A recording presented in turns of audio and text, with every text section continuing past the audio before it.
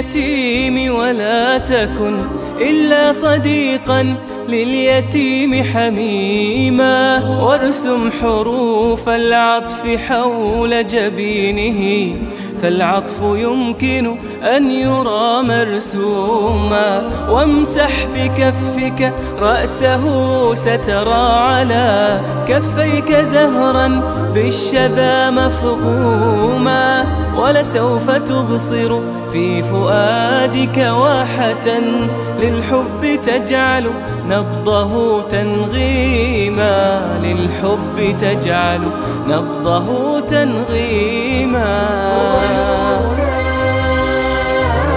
في دربنا بيت الزكاة بيتنا، هو في الكويت منارة بيت الزكاة.